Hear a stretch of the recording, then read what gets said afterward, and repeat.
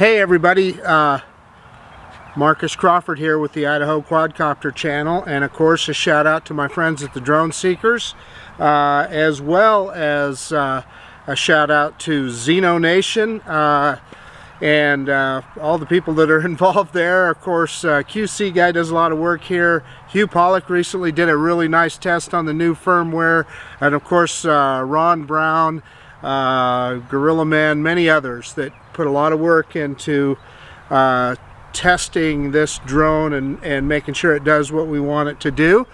So anyway, we just got the new firmware, the flight control firmware, the 0.51 version.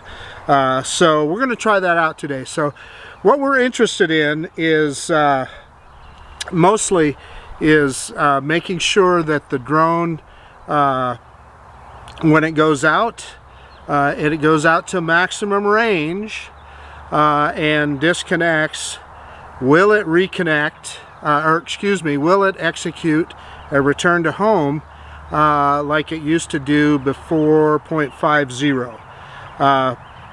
So it's a problem if it doesn't do that, and it's something that should have been fixed. What they say they fixed was the Hubsan drop on takeoff, which honestly, big deal. I don't see that as a big deal. We're all aware of it. The last firmware upgrade, they all but eliminated it. I guess it dipped a little bit. I can't imagine, you know, so it was pretty good in that regard. But the other concern is, we all know in forward flight, the Zino crabs a little bit, goes at a little bit of an angle, so you're not getting a direct vision forward. So we're going to take a look at that.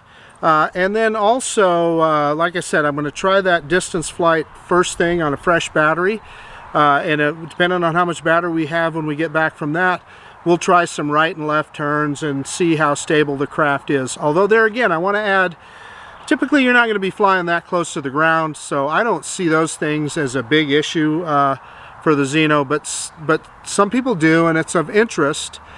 So yeah, we'll do that on the test. Like I said, the main thing I would like to see resolved is that it executes an immediate return to home upon loss of connection with the remote controller, and if we can eliminate that crab, that little sideways version that it does. And by the way, you notice it more in automated flight modes, so look at it particularly when it's in return to home and see if it's going straight or not. So anyway, I want to also add that I've calibrated everything already on the drone. I will do another compass calibration before we take off here, just to make sure that the compass is good, but I've done the horizontal calibration and a gimbal calibration already after doing the firmware upgrade. So hey, let's get going here. Let's get it in the air. Okay, we are connecting. And I already have the app open. I'm sure some people will tell you not to do that. I've never had a problem with it, so the app is already open. Yep, so looks like we're connecting up. It says aircraft disconnected, but we'll get that in a second here. We'll see the FPV in a moment.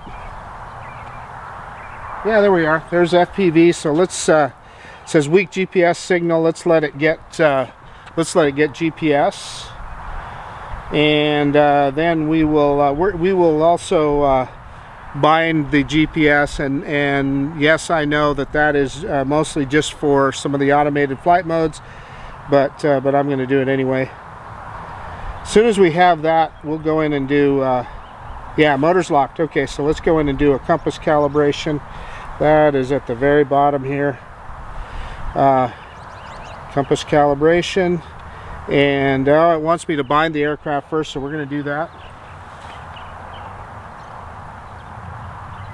Okay, we're good. So we're going to go back into that screen, and here's a good look. So this is the main screen. You can see that it's I do have the latest firmware, the 1.1.51 firm control or flight control firmware.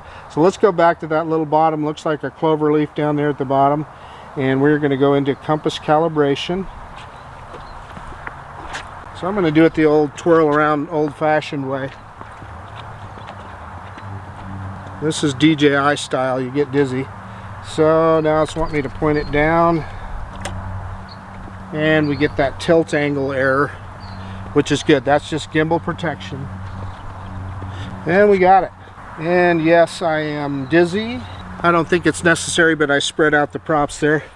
I'm going to change over to video mode. We're going to look in here, and on Ron Brown's advice, I am going to change the white balance to cloudy day, because it is a cloudy day today. And 4K, 30 frames per second, that's where we want to be. I'm going to go ahead and start video, and then we are going to do an auto takeoff. Video has begun. Let's hit the button here. And as you guys know, I like doing hand takeoffs, but for this experiment, because we're going to be doing some return to home, I'm going to take off from the landing pad.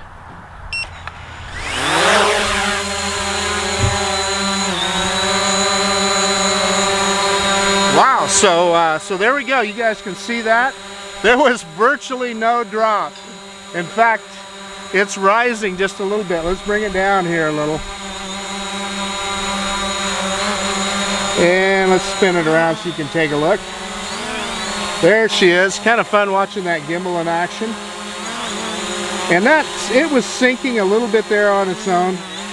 So there, I just want to show you, I'm hands off the controller. And it's pretty darn steady, and I will say, well, it's rising a little bit, but there's really no breeze right now, and so that is typical performance. That's typical performance for the Zino. So anyway, let's quit messing around. I'm going to take it out just a little ways. We'll do an up and away here, and then we'll test the return to home, make sure it knows where home is. So we're going to go backwards and up on 1, 2, 3.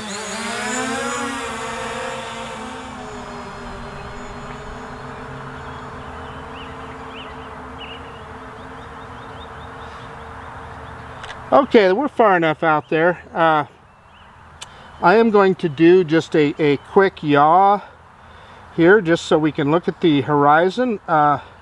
And boy, that's sensitive. I'm barely moving the stick, and it's really moving around there. But that's the field we're going to go fly. Or excuse me, that's not the field. That is south of us. We're going to go to our northwest, which is exactly that direction right there. That's the direction we're going to fly. And we're going to get it out to, it'll go to roughly 980 meters typically before it loses control.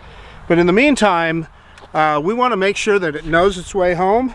So we're going to hit return to home, which you can do either on the app or here. So let's hit the button. And I got nothing. Maybe I didn't hold it long enough. Oh yeah, okay, I just didn't hold it long enough. Here it comes. It's spinning around, it's coming back. And we'll see where it's going to come down at. I'll probably cancel it before it...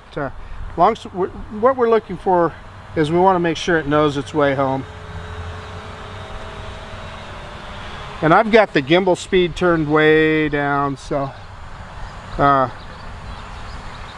I can adjust it a little better. So the gimbal speed was a little bit jerky there, so I don't know if that's just what I'm seeing on FPV or... But it's coming down.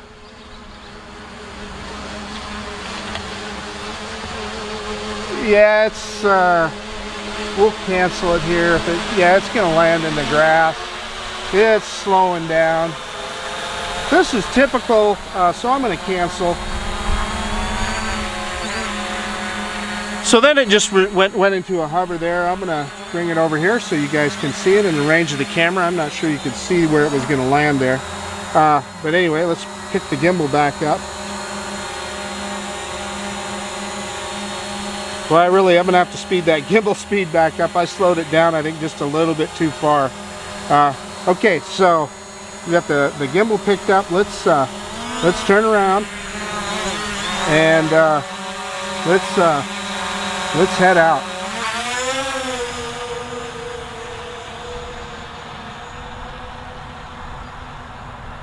I don't know, we'll go about 40 meters high. Yeah, it's up about 46 meters. We are full speed ahead. And actually, I don't know, from what I can see on FPV, it looks like it's going pretty darn straight. We are, however, I noticed down to to 57% battery. So I did use this battery to do the calibrations and stuff. So I'm going to turn a little bit here so I can head out to the corner of this field.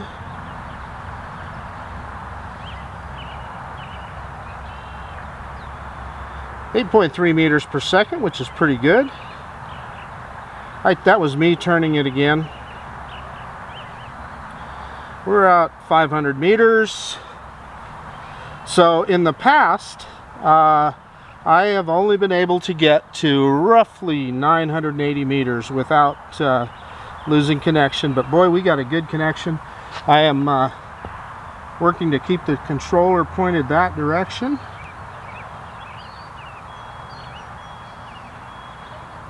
.750 meters. I'm going to turn it a little bit again while I got some control here so that we are well over the top of this field. I just want to be out in the open in the field there. You know, if something happened, it would just fall in that field. 900 meters, yeah. So I only made it 900 meters, and oh no, there it goes. It says it's in GPS hold, yeah, disconnected.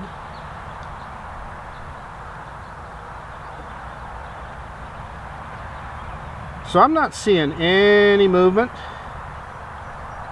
Okay, I let go of the stick.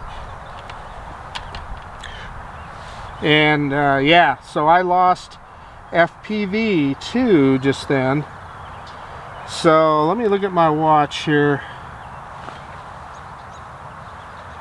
I'll give it a couple minutes, and then because of the condition of that battery, we knew we were only at about 50%.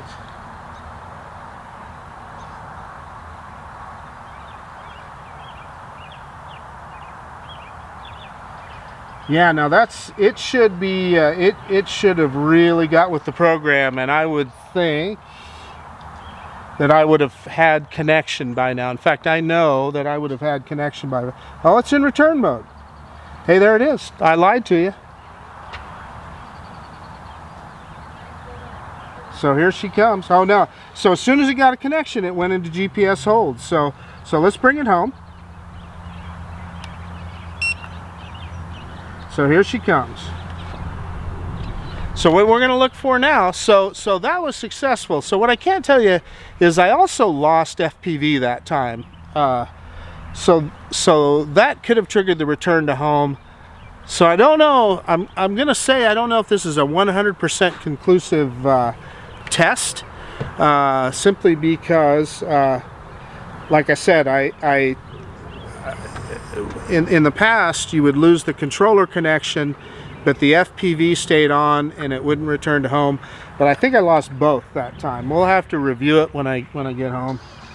But here she comes, and honestly I can't tell by looking at the FPV screen here on my phone whether it's crabbing or not. It looks to me like it is crabbing a little bit, but I'll wait to look at that footage when we get home. Actually, we didn't use a whole lot of battery. We're down to 43%.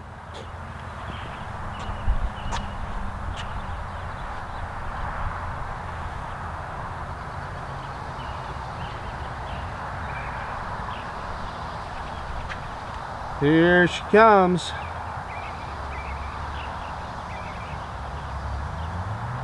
Yeah, it's I'm telling you guys, it's really crabbing bad. It's coming. Its vector is correct, but I can even look in the sky. I'm looking at it up in the sky. I wish you could see it. It is way off at an angle compared to the vector that it's flying at. So they haven't done anything for that crabbing. I wish I could have got a picture of that. It was at quite an angle there. So there again on the FPV, I'm getting a little bit of choppiness as I drop the gimbal, but I don't know if that's just the FPV or the actual video. Here she comes. Let's let it land this time, and let's see. We're probably gonna mow a little grass here, guys.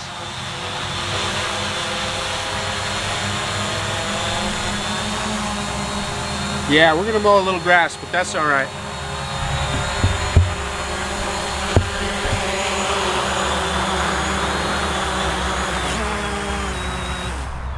Yeah, so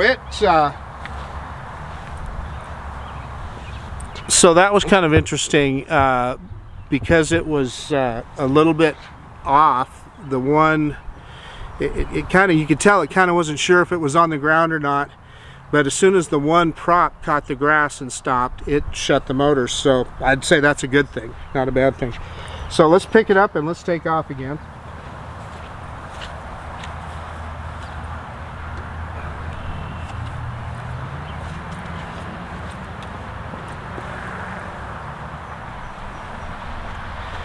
I'm down to 39% battery, and I'm just not comfortable going out and trying that again at that percentage of battery. So like I said, I'm not 100% sure that was a conclusive test, so it might be something we'll have to try again later.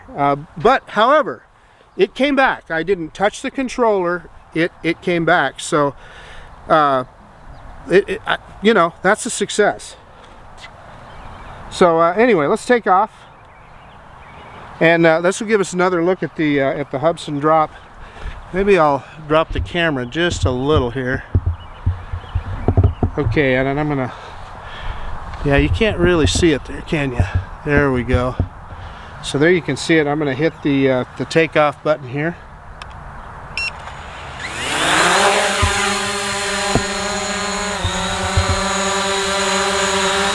So really, guys, no drop there.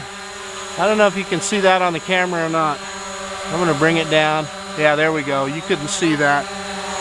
But anyway, they were, I'm going to straighten the camera out here again. So they were successful at that. There was virtually no Hubsan drop there. Now the last firmware, there was still just a little bit. It would just drop just a little bit. Boy, now it just goes up and hovers. So that's kind of cool, although I don't know that it really means anything, as I've said before. But anyway, so we're faced forward. Let's go straight ahead and left. And I'm trying to remember there. I think that used to rise. So full forward. Oh, and it's diving. Did you see that? Wow! Just going forward, it was heading for the ground. So I had to give it some upstick to keep it from plowing into the ground. So I don't know, I'm going to drop it again just a little. I'm going to ease it forward. Yeah, and even just with just a little stick, I was barely giving it some stick there. But I don't know if you could see it drop there. Yeah, you really, you better stay on the stick with this thing, I'm just telling you. So I'm going to go backwards and see if it drops.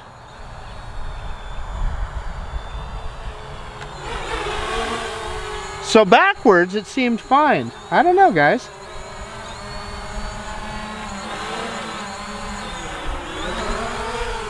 So I'm going to bring it back here again.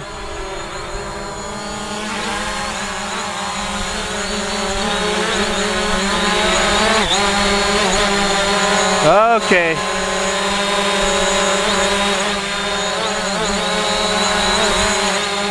Okay, so guys, you can, I'm going to make sure, yeah, you can see it there.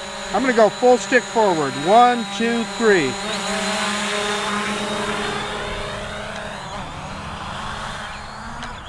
And you can see there, it was diving. So what I'm seeing on that forward stick, and I'd love to see other people try this, it dives. So I actually, even when I let off and went to neutral pitch, it still was sinking. So I gave it a little bit of throttle to push it up. Also, it just initiated a return to home. I heard the drone take off. So we're down to 24% battery, so it did its own return to home. So I guess that's the end of our testing. That was kind of interesting. I heard the drone take off without me touching the sticks, and then I realized, oh yeah, that's RTH.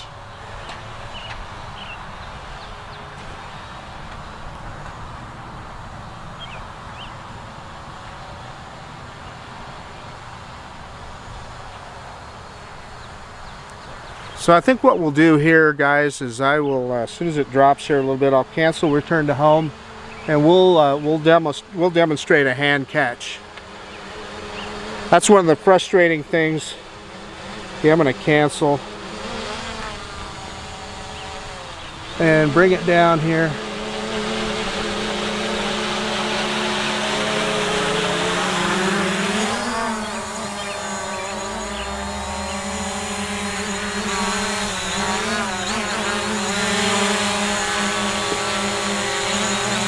So one of the things on the Paradenofi that was frustrating for me was trying to do that hand landing. It's hard to grab, and when you pull down on the stick, oh, it's dropping on its own right now. It wants to land. So we're gonna do a, yeah, it won't, yeah, it's below 20%. So yeah, we're not gonna. Sorry, I messed around too long, guys.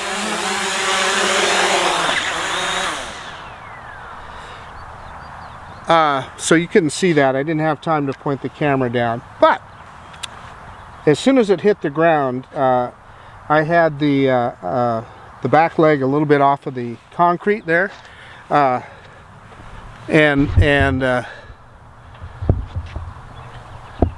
there you should be able to see it. Yeah.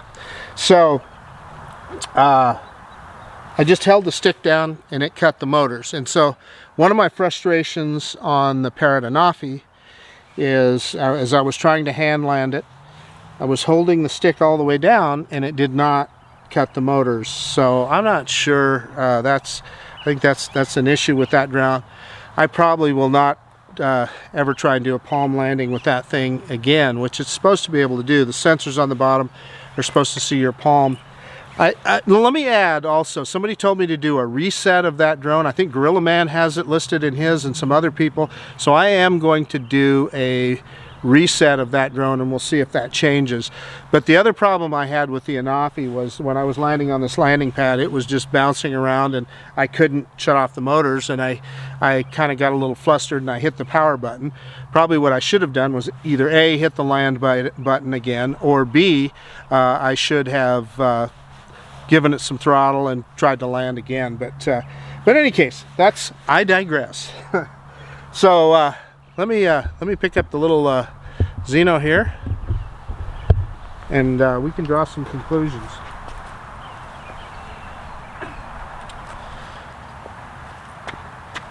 Hang on here, folks. I'm going to get the Zino pointed at me so we can get a couple of angles here.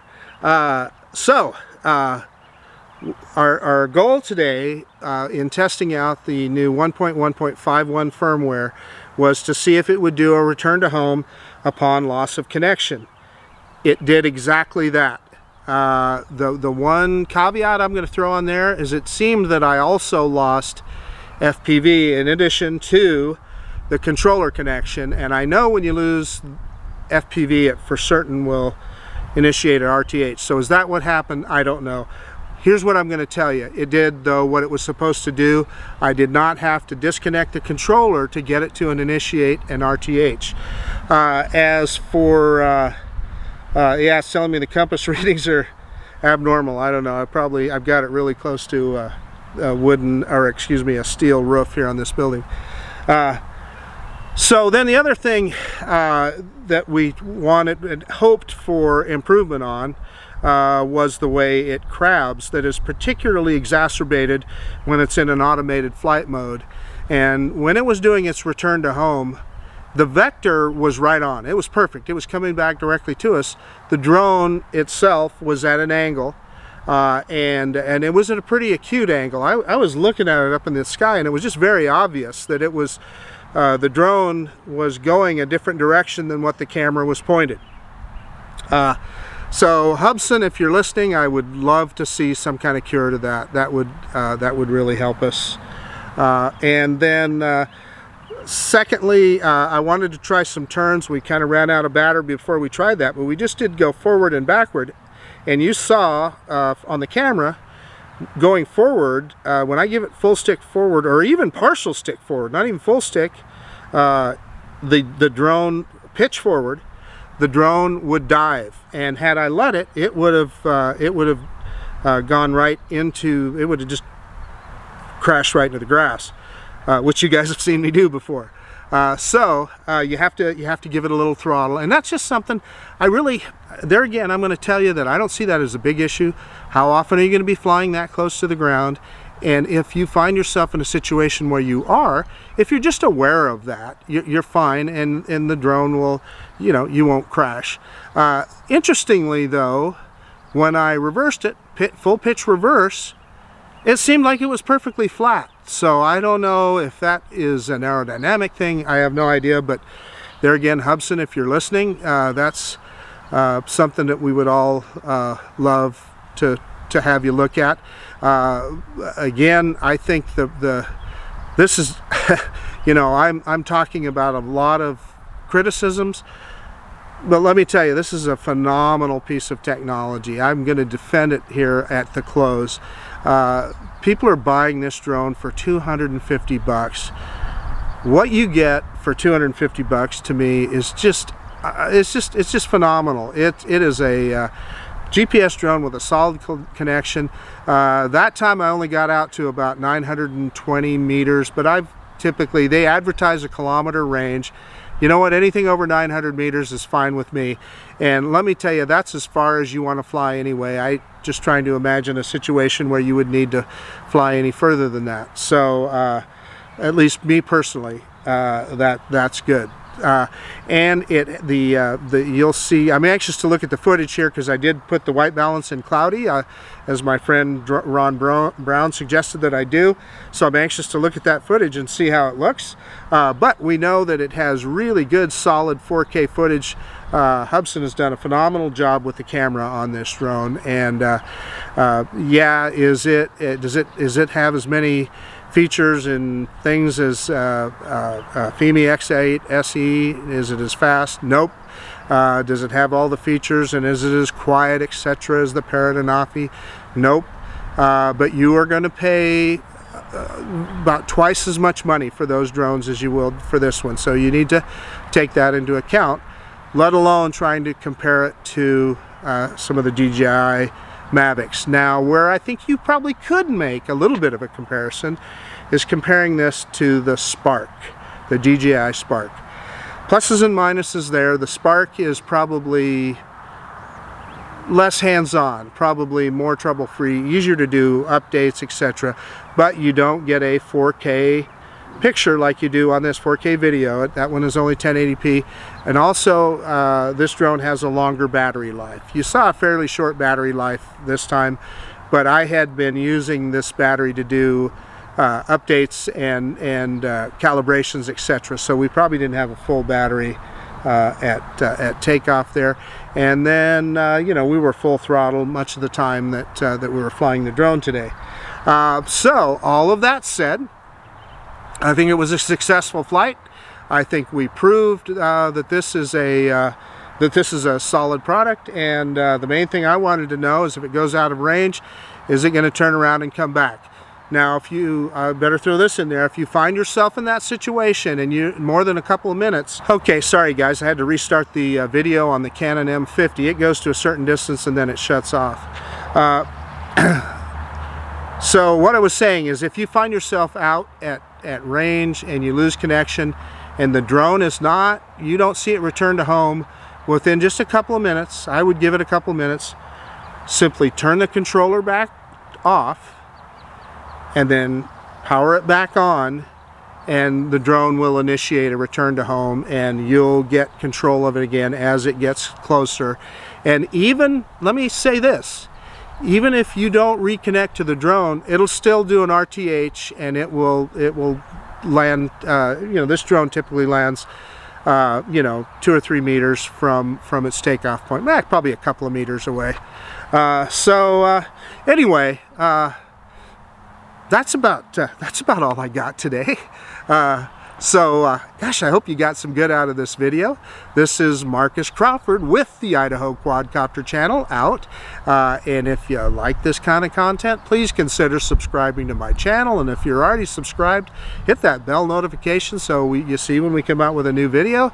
And most of all, I just appreciate you taking the time to watch this video. And we'll see you on the next one.